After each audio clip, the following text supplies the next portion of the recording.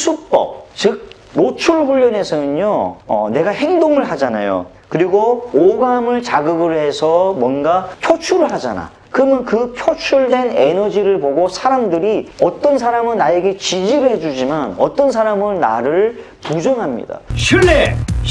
여러분들의 고민을 확실히 해결해 드리겠습니다. 지난 시간에 제가 방해 요소에 대해서 이야기를 했잖아요. 노숙자 아저씨 사건 기억나십니까? 인생에서 방해 요소는 좋게 생각을 하면은 내가 성장의 발판이 되는 것이고 부정적인 생각을 하면은 트라우마가 될 수가 있어요. 그런데 저는 이 사회 불안증과 대인 공포증을 극복하기 위해서 이 트라우마를 긍정적으로 바꿨죠. 또는 방해 요소를 긍정적으로 성장의 촉진으로 제가 생각을 바꾸었다고 얘기를 했어요. 여러분 인생에도 방해 요소가 있나요? 네, 있을 것입니다. 저도 있고요. 누구든지 한 번쯤은 방해 요소가 있습니다. 그런데요, 이 방해 요소를 한번 분석을 해보면은 그때 내가 어떻게 생각을 하냐에 따라서 인생이 달라집니다. 저번에 제가 노숙자 아저씨 사건에 대해서 이야기를 했는데 그거 말고도요, 저에게는 두 가지의 사건이 더 있습니다. 이 사건에 대해서 한번 제가 이야기를 공유하고자 합니다. 만약에 여러분이 이 이야기를 듣게 되면 이남호 원장도 홍수법을 했는데 그것이 방해 요소가 있어서 더 효과가 있었구나 라는 것을 알게 될 것입니다. 자, 첫 번째는요, 노숙자 아저씨 사건이고 두 번째는 광성공고 형 사건입니다. 그러면 세 번째는 포장마차 할머니 사건입니다. 그래서 두 번째 광성공고 형 사건에 대해서 이야기를 하겠습니다. 제가 예전에 용산공원에서 훈련을 하는데 거기 보면 탑이 있어요. 엄청나게 큰 탑이. 거기 이제 올라가가지고 입구에 보면은 막 컵라면도 먹고 막 경치도 보고 오락도 하고 게임도 하고 하는 게 탑이 있습니다. 자, 이게 용산공원의 탑이에요. 그러면 여기가 입구인데 이렇게 올라간 엘리베이터 타고 올라가거든요. 여기는 올라가지는 않고 제가 여기에 딱 서가지고 여기에 딱 서가지고 사람들을 이렇게 밑으로 이렇게 내다봅니다. 그러면 관광객들이 여 위로 이렇게 올라와요. 수십 명이. 그리고 또 여 밑에는 시계탑이 있고 이순신 장군 탑이 있어요. 제가 여기에서 이게 최고 높은 곳이거든요. 여기에서 밑을 내다보면서 뭘 했냐? 바로 아까 얘기했던 홍수법 노출 훈련을 했습니다. 뭘 했냐? 노래 부르기 훈련을 했어요. 선글라스 딱 끼고 중학교 3학년이 선글라스를 딱 끼고 용산공원 그 위에 올라가서 위에서 밑으로 내다보는 그 광경을 보면서 훈련을 했다는 거예요. 그 당시에 심시인의 오직 하나뿐인 그대라는 노래가 거의 탑이었어요. 지금도 그 노래를 정말 좋아합니다. 선글라스를 딱 끼고 포즈를 딱 잡고 아주 멋지게 훈련을 했습니다. 그리움 두고서 가지는 마 이렇게요. 그리고 하이라이트에 보면은 오직 하나뿐인 그대여 하는 그런 어떤 문구가 있어요. 멘트가 있어요. 그게 하이라이트예요. 사람들이 오면 그것만 부르면 사람들이 흥분을 해가지고 박수를 막 쳐요. 막 따라 부르고 난리가 났어요. 그래서 제가 하이라이트에 딱 올라왔을 때 그대여 하는 그 순간 하기 전에 여기에서 남학생 3명이 올라오는 거야. 근데 저보다 덩치도 크고 딱 봐도 형인 것 같아. 한 고등학생으로 보였어요. 남자 3명이 이렇게 올라오는데 제가 여기에서 막 노래를 부르니까 여기 있는 남자 3명이 저의 목소리를 듣고 와 멋지다 이런 거야. 이야 훌륭하다 앵콜 멋지다. 근데 저는 노래를 부르고 있는 그런 찰나였죠. 그러면서 하이라이트의 그대여라는 그런 멘트가 나올 때 이 형들이 점점 가까이 왔는데 그때 제가 얘기를 했죠. 그대여 그 마음속에 이랬어요. 근데 형이 올라오잖아. 그때 그 형들을 보면서 그대여 이랬어. 근데 그 형들이 그대여 하니까 막 흥분을 해가지고 막 와 이런 거야. 여러분 이렇게 격한 환호를 하는데 제 입장에서는 흥분하지 않겠습니까? 도파민이 더 나오는 거야. 와! 그 소리 들으면 막 도파민이 나왔어요. 별 열심히 했습니다. 딱 끝나고 여러분 감사합니다. 인사를 했어. 요 밑에 있는 사람들이 제가 노래를 부르는 것을 보고 막 박수 치고 난리가 났어요. 그리고 나서 저는 이렇게 계단 이렇게 내려오고 있었는데 아니 아까 이 형들이 여기 딱 기다리고 있는 거야 나를. 얼마 겁나요. 그래서 저는 이제 칭찬할 줄 알고 딱 내려갔는데 갑자기 1번, 2번, 3번 형이 있는데 1번이 야 여기로 오봐라. 약간 뭐라 했노? 죽을래? 이러면서 갑자기 날라차기야. 얼마 겁나. 그래서 제가 딱 피했죠. 그랬더니 두 명이 야 잡아 이러는 거야. 잡으면 그냥 끝나는 거죠, 맞죠? 그 겁나잖아. 그래서 제가 왜 그러세요? 형 왜 그러세요? 왜 그러세요? 그러니까 야씨 올라와. 너 몇 살이야? 왜 그러세요? 저 16살인데요. 와, 이 존만한 게 아까 뭐랬어? 뭐 그래요? 왜 그러세요? 이랬어. 엄청 겁났어. 그랬는데 이쪽에 파출소가 있었어요. 지금은 파출소가 없습니다. 제가 이거를 딱 보고 바로 저거다. 내가 살 길은 파출소로 들어가는 것이. 근데 그냥 들어가면 좀 밋밋하잖아. 갑자기 제가 성경처럼 있는 책에 문구가 떠오르는 거야. 운명을 지배하는 것, 운명을 개척하는 것, 운명은 강자에게 약하고 약자에게 강한 아주 야비한 것. 그게 딱 떠오르는 거예요. 순간 저는 이 삼총사 형이 운명으로 생각을 했어요. 제가 갑자기 미친 거죠. 운명아, 기회를 비켜라. 나는 이 나무다. 나 이 나무는 다시 타올랐다. 얼마든지 올 테면 와라 이랬어요. 바로 앞에 형이 있는데 이 형들이 그 나의 모습을 보고 가만히 있겠어요. 눈 완전히 뒤집혀가지고 얘 잡아 이러면서. 근데 제가 뒷걸음질하면서 나는 이 나무다 고함을 지르고 어떻게 했냐, 파출소로 톡했어요. 죽는 힘을 다해서. 제가 또 아침에 신문 배달을 하지 않았습니까? 달리기를 제가 엄청 잘했어요. 막 뛰는데 파출소 문이 열린 거야. 쏙 들어갔어요. 그랬더니 이 형들도 바보같이 따라 들어온 거야. 그러면서 제가 고함을 질렀어요.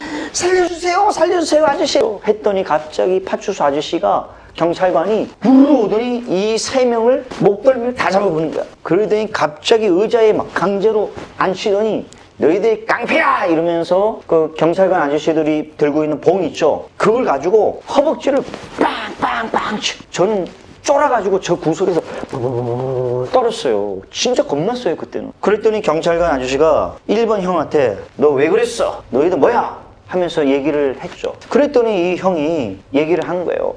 아니, 저 조그마한 게 우리한테 삿대질 하면서, 진짜 막 심신의 노래를 부르면서 막, 기만했어요. 기분 나쁘게 했어요. 놀렸어요. 저 보기엔 순진한 놈이 아니에요. 경찰관 아저씨가 믿기겠어요? 키도 새까맣고, 빼짝 마른 아이가 그렇게 했다는데.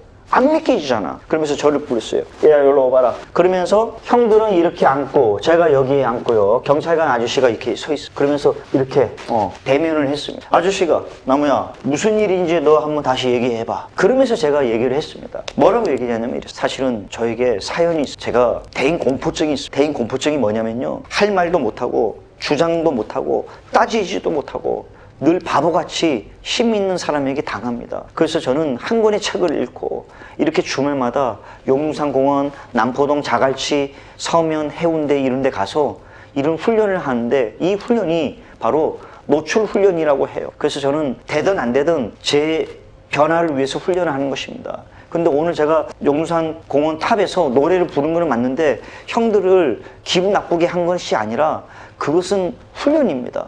특히 심신 노래에 오직 하나뿐인 그대라는 그 부분이 있는데 그대여라가 하이라이트거든요. 그래서 제가 그대여 했는데 형들이 막 환호하고 막 박수 쳐주고 막 응원해 주니까 갑자기 제가 흥분을 해서 저도 모르게 그대여 이랬지 형들을 기분 나쁘게 한 건 아니었어요. 형 죄송합니다. 그랬더니 갑자기 여기 있는 삼총사 형들이 눈빛이 하나를 잡게 되니 진짜가 아니 그래서 그랬나? 몰랐다. 와, 네 이름이 뭐야? 이런. 나무예요. 나무야 진짜 미안하다. 우린 그것도 모르고. 아니에요 형, 제가 잘못했어요. 전 형한테 아무런 감정도 없고 솔직히 좀 지금도 무서워요. 했더니 갑자기 경찰관 아저씨가 그래 나무야, 그래 너가 그렇게 했으니까 형 입장에서는 또 기분이 나쁠 수도 있겠다. 아무튼 나무 너도 참 대단하다. 이런 훈련을 했다는 게 너 대단해. 너 몇 살이야? 저 16살이고요. 이제 17살 올라가요. 그래, 고등학교 올라가서는 열심히 해라. 그리고 꼭 너가 변했으면 좋겠어. 그리고 여기 있는 삼총사 형도 그래 나무야 반가워. 나는 광성공고 2학년이야. 너가 이런 훈련을 한 것을 내가 알고 나서 깜짝 놀랐다. 정말 동생 같기도 하고 멋있다. 우리 길거리에서 만나면 내가 응원해 줄게. 정말 대단해. 근데 그때 저는 그 말이 가짜인 줄 알았어요. 거짓말인 줄 알았어요. 나가면은 저를 따로 불러갖고 막 저를 가만두지 않을 거라고 생각을 했거든요. 그랬더니 갑자기 그 경찰관 아저씨가 눈치를 챘어. 그랬더니 야 너희들 학생증 줘봐 이런 거야. 그 다 받아가지고 그걸 체크를 한 거야. 너희들 나무한테 해코지하면 내가 가만두지 않을 거야. 너 바로 내가 감방에 넣을 거야. 알았어. 아니 절대 안 그래요. 그랬더니 이제 저를 안심 놓고 나가라 하는. 근데 그 형이 이제 나와가지고 저한테 악수를 하면서 그래 나무야 열심히 해. 아까 우리가 너에게 그렇게 했던 걸 미안해. 이렇게 얘기를 해. 그런데 그 뒤로부터 정말 이 형들은 저의 팬이 됐습니다. 용두산공원 그리고 남포동 자갈치 이런 데서 저는 거의 뭐 살았죠. 막 훈련하니까 갑자기 어느 날 동생 이런 거야. 그 딱 봤더니 그 형이야.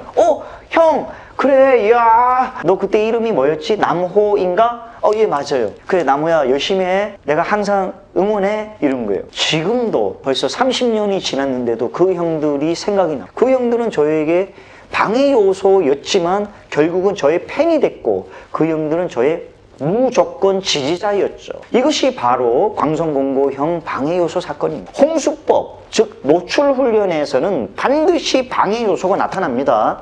이것이 사회공포증이든 대인공포증이든 사회불안이든 또는 뭐 우울증 뭐든지 상관없습니다. 내가 변화하려면은 반드시 나에게 공격하는 사람이 있는데 이것이 뭐다? 방해요소. 저는 방해요소를 오히려 긍정화를 시켜서 저는 촉진을 시켰죠. 마찬가지로 여러분들께서도 혹시나 내가 무슨 일을 하는데 방해요소가 나타난다? 그러면요 그것을 어떻게 하라고 했죠 제가?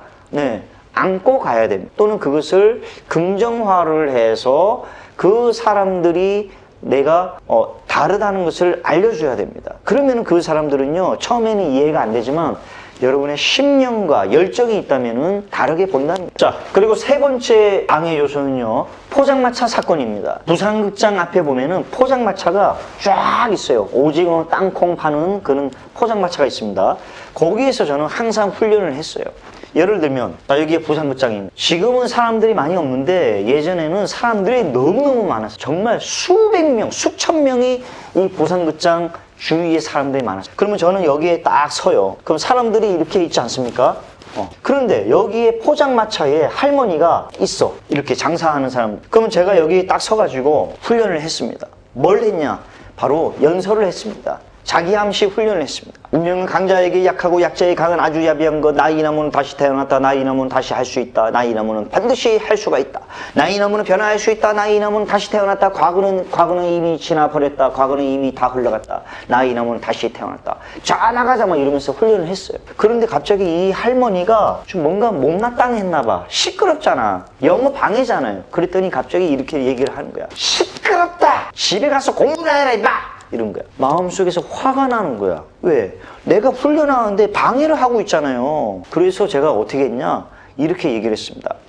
올 테면 와라! 얼마든지 와라! 나 이 나무는 다시 태어났다. 나 이 나무는 다시 태어났다. 나 이 나무는 성공하고야 말 것이다. 이렇게 문구를 암기를 해가지고 크게 외쳐. 그랬더니 이 할머니가 얼마나 기가 막혀요. 16살, 17살 되는 꼬맹이가 운명을 비켜라. 올 테면 오래. 짜증 나잖아. 그랬더니 할머니가 옆으로 이렇게 나와가지고 달려오면서 제 가슴을 빵 친 거야. 제가 그대로 가슴을 펑 하면서 땅에 주저앉았어요. 사람들이 다 쳐다보는 거야. 여기 있는 사람들이. 얼마나 쪽팔려요. 왜? 다시는 못하게끔 그렇게 저를 가슴을 밀어내친 거죠. 그러나 저는 다시 일어나가지고 다시 옷을 털고 또 독백암시, 자기 암시를 했습니다. 나무야, 아무리 어려운 역경이 닥치더라도 너는 이 역경과 고난을 극복해야 할 것이다. 네가 여기에서 포기를 한다면은 너는 절대 이 사회 불안증을 극복할 수가 없다. 지금 이 순간은 내가 성장할 수 있는 인생의 무대요. 세상에게 감사를 하고 여기 있는 모든 사람들에게 감사드립니다. 막 그랬어. 그랬더니 이 할머니가 미안했는가 가만히 있더라고. 그 끝나고 나서 인사를 딱 하니까 사람들이 박수를 아무도 안 쳐줘. 그리고 나서 어떻게 했죠? 노숙자 아저씨처럼 광성공고 형처럼 제가 옆에 가가지고 정중하게 인사를 했습니다. 할머니 죄송합니다. 제가 훈련을 하기 위해서 이렇게 하는 거지 할머니 영업 방해를 하기 위해서는 아닌 겁니다. 정말 죄송합니다. 그리고 감사합니다. 인사를 딱 했어.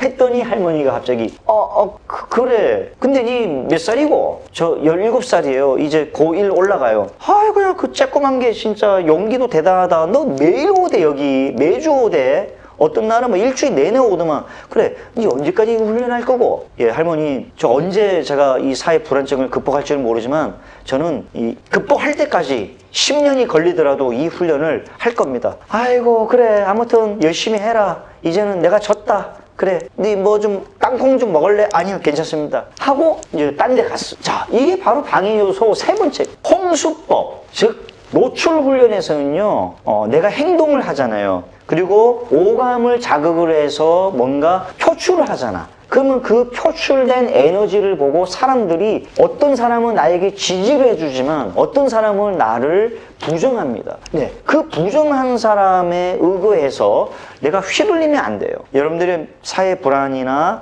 또는 뭔가 변화하고 싶다? 그러면요, 방해 요소가 반드시 옵니다. 사람이든 물질이든 그것을 원망하거나 또는 그것을 탓하고 핑계하지 말고 수용을 하면서 내가 성장할 수 있다는 그런 어떤 뻔뻔한 자신감을 가져야 됩니다. 이 뻔뻔한 자신감은요, 미움받을 용기이기도 합니다. 그래서 방해 요소를 사랑하기 위해서는 미움받을 용기가 좀 있어야 돼요. 그래서 제가 오늘 이 영상에서는 여러분들이 저의 에피소드 3가지 이야기했죠. 첫 번째가 용두산공원의 노숙자 아저씨 사건, 두 번째가 광성공고 형 사건, 세 번째가 포장마차 할머니 사건.